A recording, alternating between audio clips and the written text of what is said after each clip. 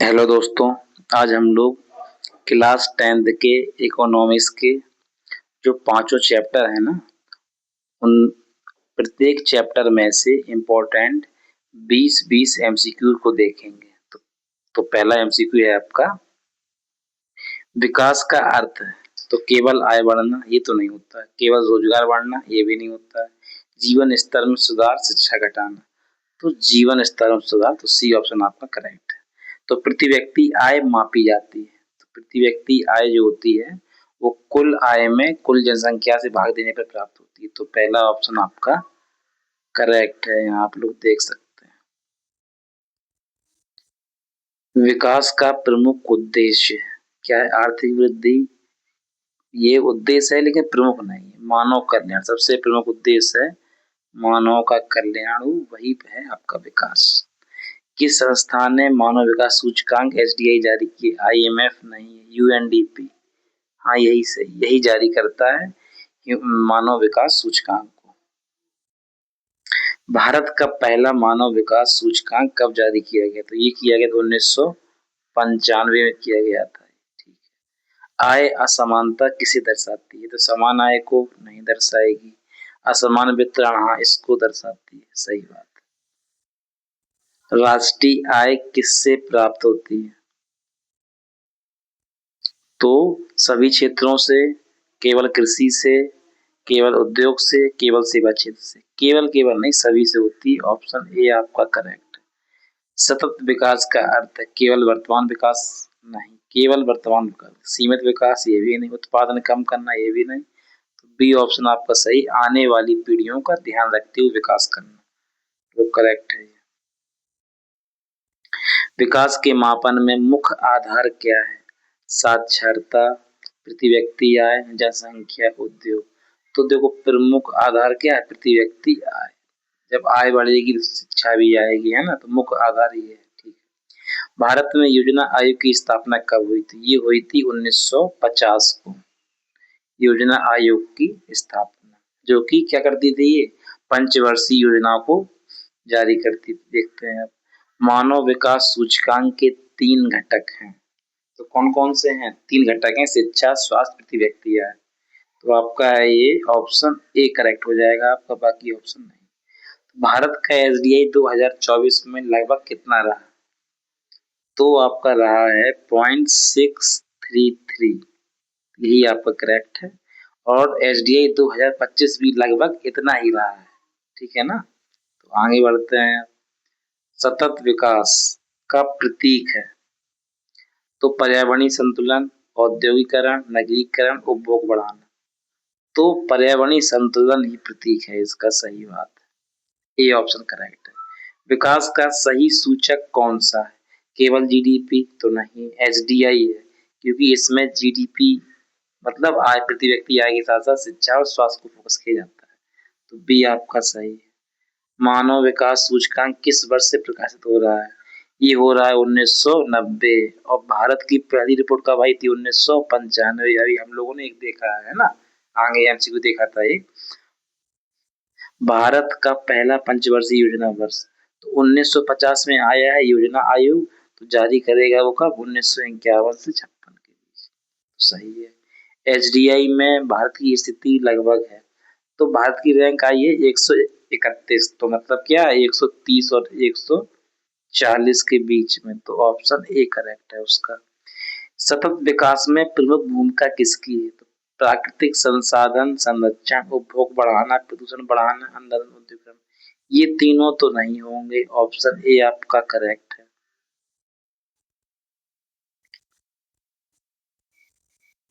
असमान विकास का परिणाम है गरीबी, रोजगार, समानता, जनसंख्या नियंत्रण। तो गरीबी है भाई। असमान विकास करेंगे तो क्या होगा? लोग अमीर गरीब में बट जाएंगे। तो गरीबी इसका सही बात।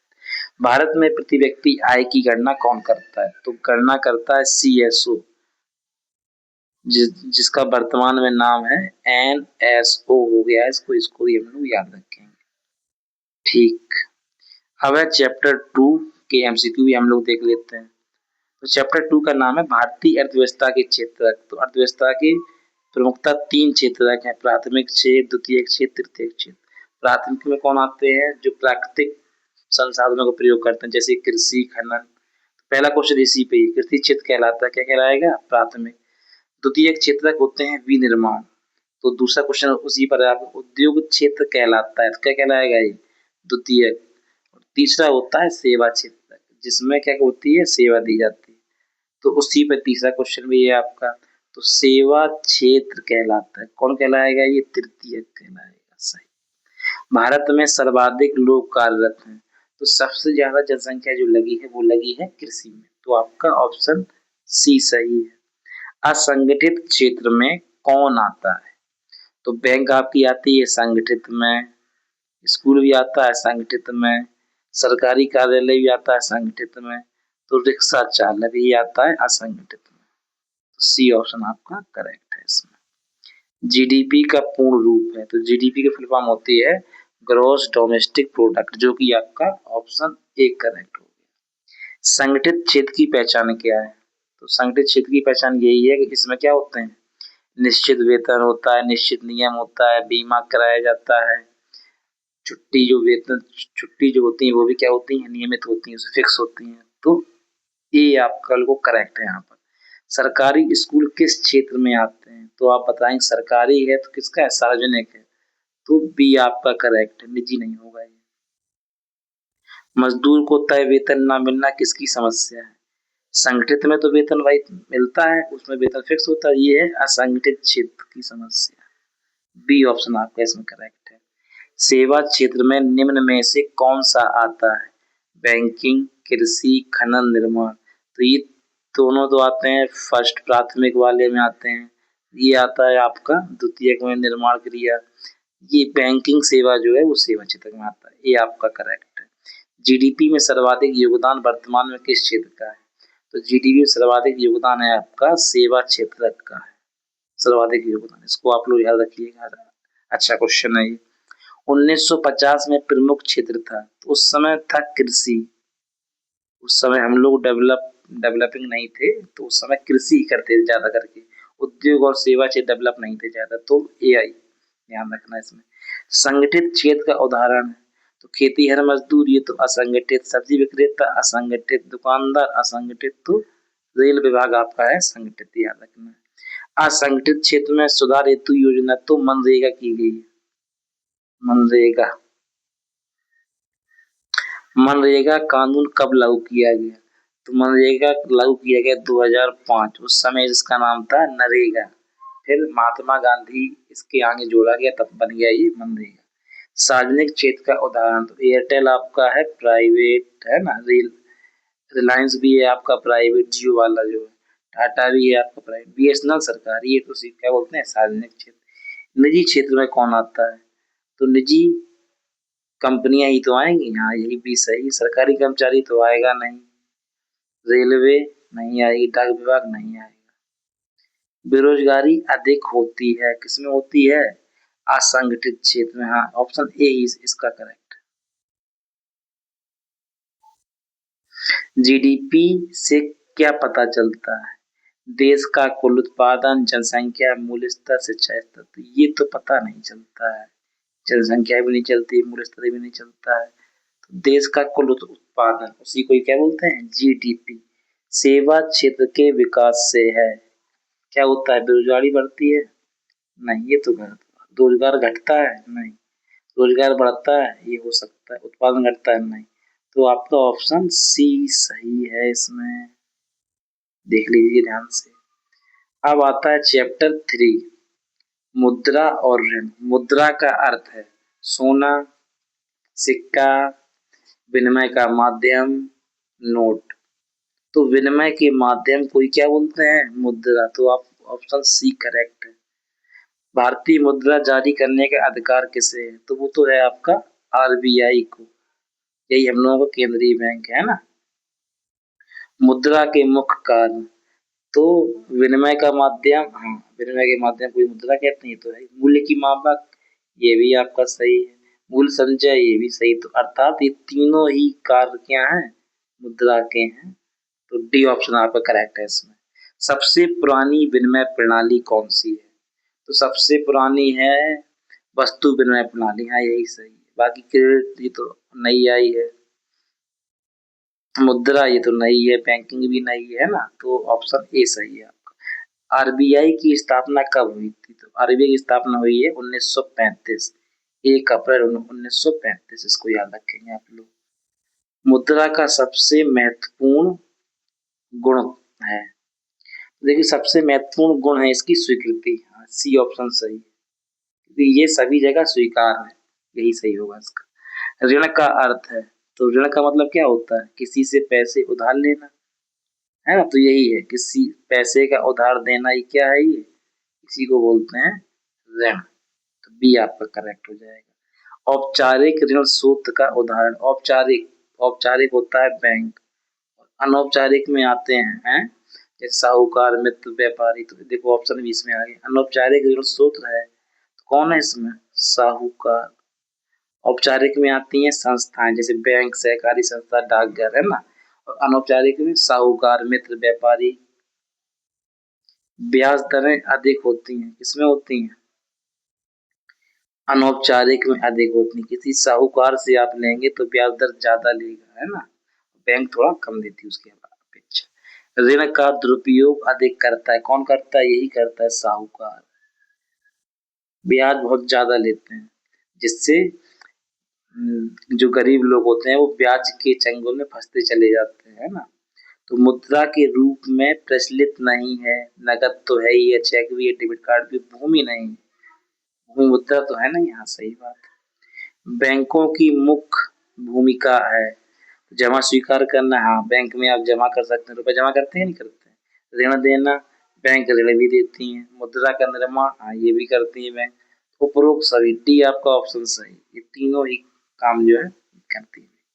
भारत का केंद्रीय बैंक कौन है? तो आपको मालूम है आरबीआई है केंद्रीय bank, reserve bank of India यही है। किसानों को ऋण देने वाली प्रमुख संस्था है, तो आरबीआई, एचडीएफसी, आईसीआईसी, ये तो बैंक है। जो नाबार्ड है यही संस्था है, ये नंबर आपको याद रखना है, ये ऑप्शन इसका सही है। मुद्रा की वहनीयता का अर्थ है, तो मुद्रा की वहनीयता का अर्थ क्या है? वहनीय मतलब होता है जिसे आसानी से ले जाया जा सके, तो ऑप्शन ए इज करेक्ट हो गया इसका। धन का सबसे पुराना रूप था पशु, जिसके पास ज्यादा पशु होते थे वो ज्यादा धनी होता था, है ना। सबसे प्राचीन समय पशु को महत्व था, उसके बाद जमीन का महत्व होने लगा, अब तो पैसे का हो ही गया, तो सब पशु इसका सही होगा। डिजिटल भुगतान का एक माध्यम है, तो डिजिटल का मतलब यही फोन पे, गूगल पे करते हैं ना आप लोग, तो ये यही यूपीआई है, यूपीआई इसको बोलेंगे।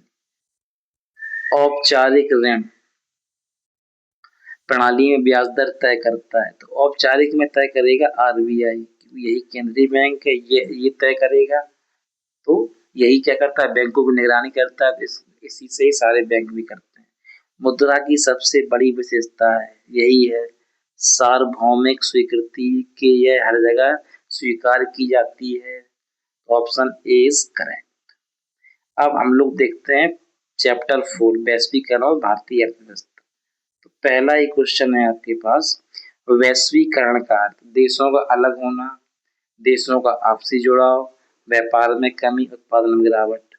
तो देशों के आपसी जुड़ाव को ही तो क्या बोलते हैं? वैश्वीकरण, मतलब पूरे विश्व का एक हो जाना, है ना। बहुराष्ट्रीय कंपनियां क्या करती हैं? तो क्या करती हैं? केवल अपने देश में व्यापार? नहीं, ये तो नहीं करती।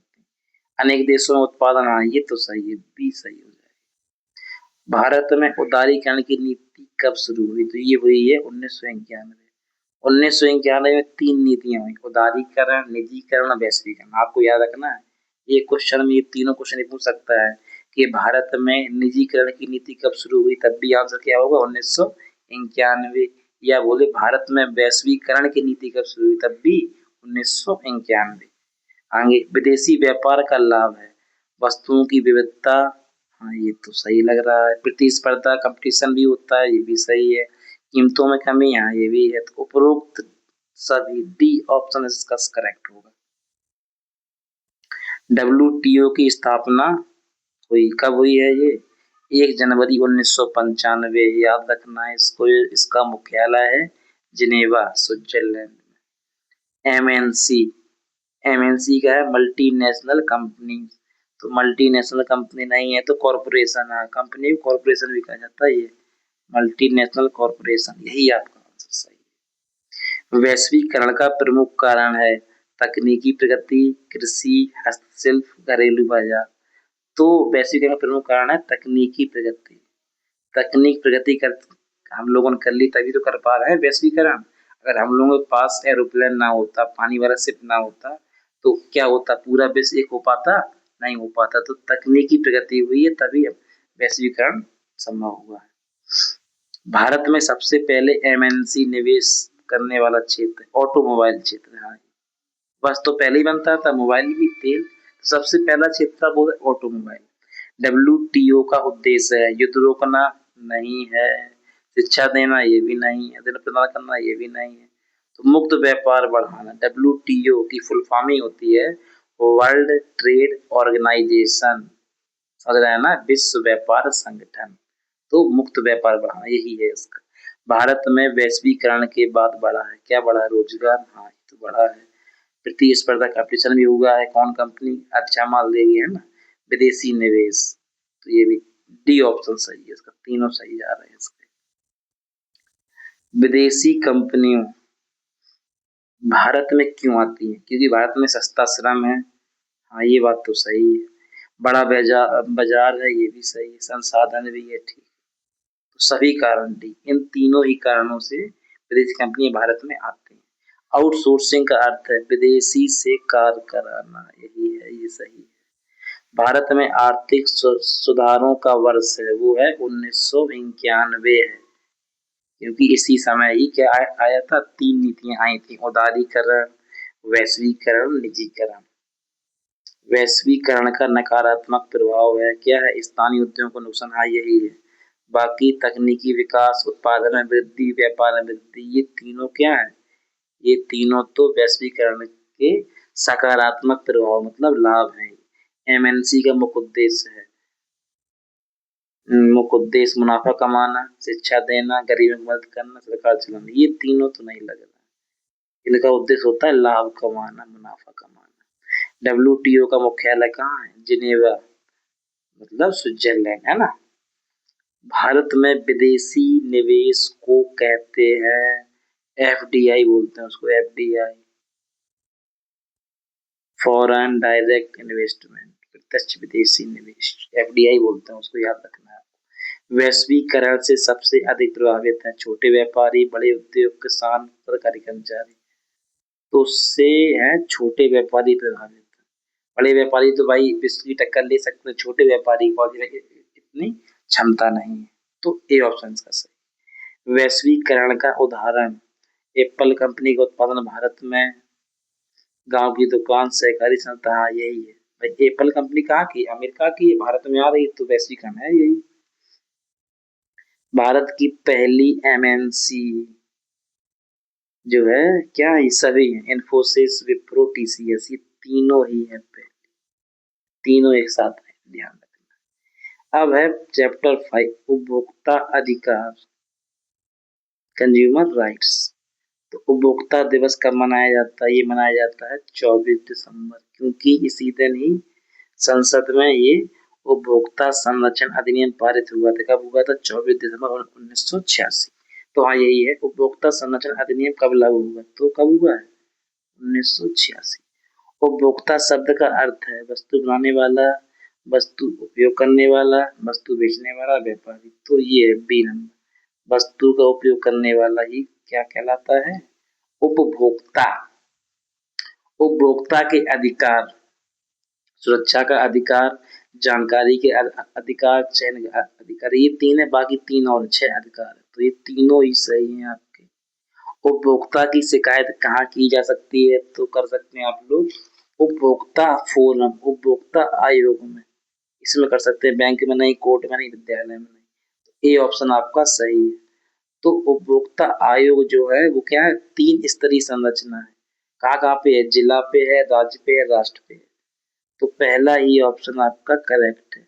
जिला स्तर को बोलते हैं जिला उपभोक्ता आयोग, है ना, और राज्य वाले को बोलते हैं राज्य उपभोक्ता आयोग, राष्ट्र वाले को राष्ट्रीय उपभोक्ता आयोग। ये तीनों ही सही है। जिला उपभोक्ता आयोग कितनी राशि तक सुनवाई कर सकता है? जिला वाला कर सकता है 1 करोड़ तक, राज्य वाला 1 करोड़ से 10 करोड़, राष्ट्र वाला 10 करोड़ से अधिक धनराशि के लिए। तो ये तीनों याद रखना है, क्वेश्चन एक है, तीनों आ सकते हैं इसमें से कोई। उपभोक्ता को कौन सा चिन्ह देखना चाहिए? ISI मार्क भी देख सकता है जो कि औद्योगिक वस्तुओं पर होता है, एग मार्क खाद्य वस्तुओं पर होता है, FCI ये भी खाद्य वाले होता है, उपरोक्त सभी तीनों ही साइन देखने चाहिए उसको। एग मार्क, तो एग मार्क अभी हमने आपको बताया खाद्य वस्तु पर, ये सही है। ISI चिन्ह किस संस्था से जुड़ा हुआ है? BIS इसको जारी करता है, बिल्कुल याद रखना है आपको। उपभोक्ता की मुख्य जिम्मेदारी है जानकारी लेना, गुणवत्ता देखना और अधिकारों का प्रयोग करना, उपयोग सभी। तो तीनों ही जिम्मेदारी है, तो डी वाला ही सही होगा, तीनों जिम्मेदारी है। उपभोक्ता आयोग का गठन किस वर्ष में संशोधित किया गया है? तो 2019 में इसको संशोधित किया गया है, बी ऑप्शन आपका सही है। कब का ये अधिनियम? 1986 का है। उपभोक्ता को शिकायत कहाँ भेजनी चाहिए? तो आयोग में भेजनी चाहिए, ना कि कंपनी में, ना कि पंचायत, ना कि थाने। उपभोक्ता आंदोलन कब प्रारंभ हुआ? 1960 में हुआ है प्रारंभ। कब हुआ? 1960 में हुआ प्रारंभ, याद रखना है इसको। जागो ग्राहक जागो किससे संबंधित है? उपभोक्ता जागरूकता अभियान से संबंधित है, शिक्षा से, स्वास्थ्य से, पर्यावरण से। तो ऑप्शन ए सही है। नाम में ये जागो ग्राहक जागो, तो उपभोक्ता जागरूकता अभियान संबंधित है। उपभोक्ता की सुरक्षा किसके द्वारा होती है? तो कौन करे? कंपनी करेगी? नहीं करेगी। मीडिया? नहीं। व्यापारी? नहीं। सरकार करती है उसकी सुरक्षा। उपभोक्ता को गलत सूचना देने पर कंपनी क्या होती है? पुरस्कार मिलता है उसको? नहीं। मुक्त होती है? नहीं। सम्मानित होती है? नहीं। दंडनीय होती है अगर वो गलत सूचना देती है। उपभोक्ता संरक्षण अधिनियम 2019 ने किसे बदला है? कौन किसे बदलेगी? 1986 का अधिनियम, कई बार इसको देख चुके हम लोग। उपभोक्ता की रक्षा का उद्देश्य है, क्या उद्देश्य है इसका? शोषण को रोकना। कर बढ़ाना? ये तो नहीं है। मूल्य नियंत्रण? नहीं। उत्पादन बढ़ाना? नहीं। कंज्यूमर शब्द की उत्पत्ति किस भाषा से हुई है? हुई है लैटिन भाषा से। Thanks for watching the video. अगर आपको मेरी वीडियो पसंद आई हो तो please like and subscribe my channel.